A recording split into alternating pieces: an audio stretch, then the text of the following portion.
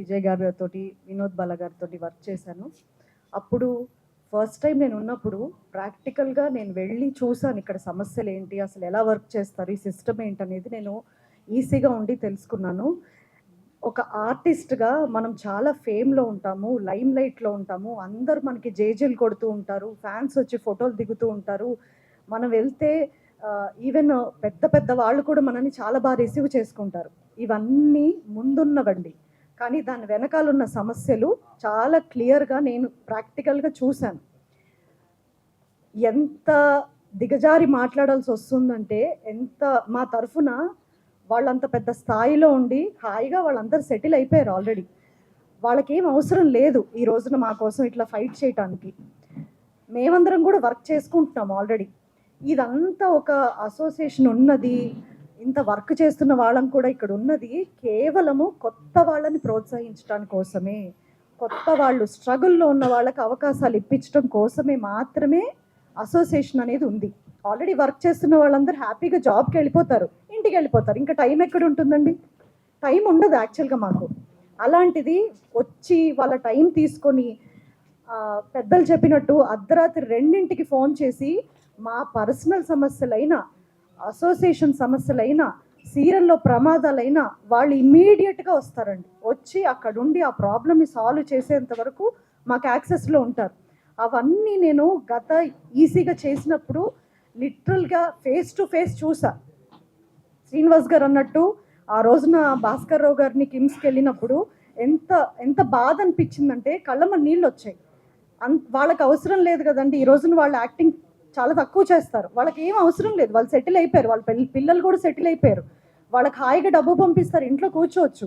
వాళ్ళ ఏవో ఇప్పుడు వేషాల కోసం వాళ్ళు చేయట్లేదు ఈ అసోసియేషన్లో. కేవలము వాళ్ళ వెనక ఉన్న మాలాంటి వాళ్ళ కోసం చేస్తున్నారు. అది ప్రతి ఒక్క ఆర్టిస్ట్ గుర్తుపెట్టుకోవాలి. వాళ్ళ అనుభవం ముందర మన ఎంత అని ఒక్కసారి ఆ మాటను తలుచుకోవాలి. ఇంకొకటి, ఇప్పుడు ఆవేశాలకు పోతున్నారు, లేదంటే నింద వేసుకుంటున్నారు. ఇది రియల్ పాలిటిక్స్ కాదండి. ఇప్పుడు రియల్ పాలిటిక్స్ అనుకోండి, మన అవతల వాళ్ళ మీద ఏం బురద జల్లినా వాళ్ళు ఇంకా అపోజిషన్లోనే ఉంటారు. రేపొద్దున ఎలక్షన్ అయిపోయాక మీరు మేము అందరం కలిసి వర్క్ చేయాలి. ఏదేదో మాటలు అనేసుకుంటే ఆ మాటలు మిగిలిపోతాయి. కాబట్టి ఆచితూచి మాట్లాడటం అనేది చాలా ముఖ్యం. వాళ్ళకున్న యాక్సెస్, వాళ్ళకున్న సర్కిల్, వాళ్ళకున్న ఫ్రెండ్ సర్కిల్ కానివ్వండి, వాళ్ళకి ఛానల్స్తో ఉన్న యాక్సెస్ కానివ్వండి, ఇప్పుడు కొత్తగా వచ్చిన వాళ్ళకు ఉండదు కదా. ఓకే, యువరక్తం కావాలని అందరం కోరుకుంటాం, కానీ ఆ యువరక్తానికి అనుభవం కూడా కావాలి, యాక్సెస్ కావాలి. మన మాట ఒక ఛానల్ పిలిచి మాట్లాడుతున్నారంటే, ఒక ప్రొడ్యూసర్ కౌన్సిల్ వాళ్ళు పిలిచి మాట్లాడుతున్నారంటే వాళ్ళకి నచ్చ చెప్పేంత స్థాయి మనకు కూడా ఉండాలి. మనమేదో ఆర్టిస్టు ఇప్పుడు మేము 5 ఏళ్ల క్రితం వచ్చామండి, మేము మాట్లాడేస్తాం అంటే వాళ్ళు ఎందుకు వింటారండి? వినరు కదా.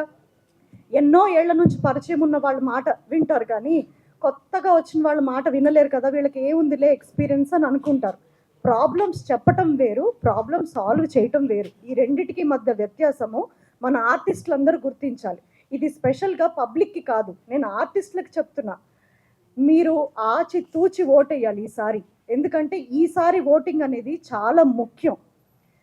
మార్పు అనేది ఒక్క సెకండ్లోనో 1 మంత్లోనో జరగదండి.